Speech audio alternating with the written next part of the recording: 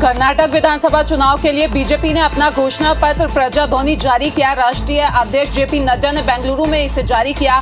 घोषणा पत्र में बीजेपी ने यूनिफॉर्म सिविल कोड का वादा किया है। साथ ही बीपीएल परिवार को रोज आधा किलो नंदिनी दूध और 3 रसोई गैस सिलेंडर मुफ्त देने की घोषणा भी की।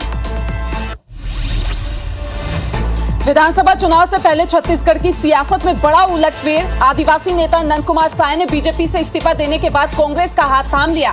राजीव भवन में सीएम भूपेश बघेल और मोहन मरकाम की मौजूदगी में नंद कुमार साय कांग्रेस में शामिल हुए। मुख्यमंत्री भूपेश बघेल ने उनका कांग्रेस पार्टी में स्वागत करते हुए कहा कि बीजेपी लगातार आदिवासी नेताओं की उपेक्षा कर रही है।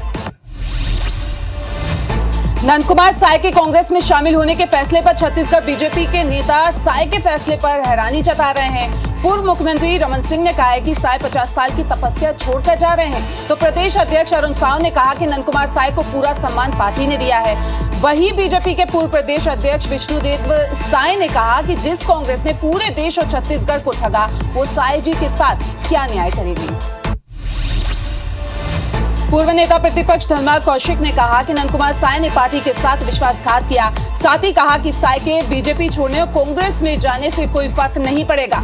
खुद के गांव, जनपद और जिला पंचायत में चुनाव में अपनी बेटी को नहीं जिता सके, ये उनकी ताकत रही। कांग्रेस में जाने के बाद करुण शुक्ला की दुर्गति को हमने देखा है। नंद कुमार साय के साथ भी वही होगा।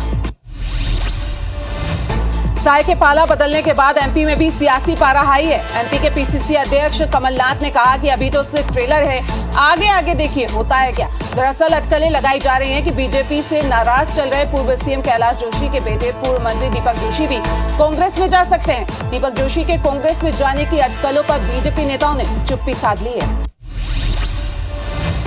इधर भोपाल में सीएम शिवराज विधायकों से 1-to-1 चर्चा कर रहे हैं। सीएम हाउस में विधायकों के कामकाज की समीक्षा यहां पे सीएम कर रहे हैं। स्थानीय विकास कार्यों की रिपोर्ट पर चर्चा हो रही है। पिछली बार भी चर्चा में बाकी विधायकों को सीएम हाउस बुलाया गया था। मुख्यमंत्री जनसेवा अभियान के दूसरे चरण को लेकर भी चर्चा चल रही है। यहाँ पे विधायकों को क्षेत्र में सक्रियता समेत अन्य निर्देश यहाँ पे सीएम दे सकते हैं।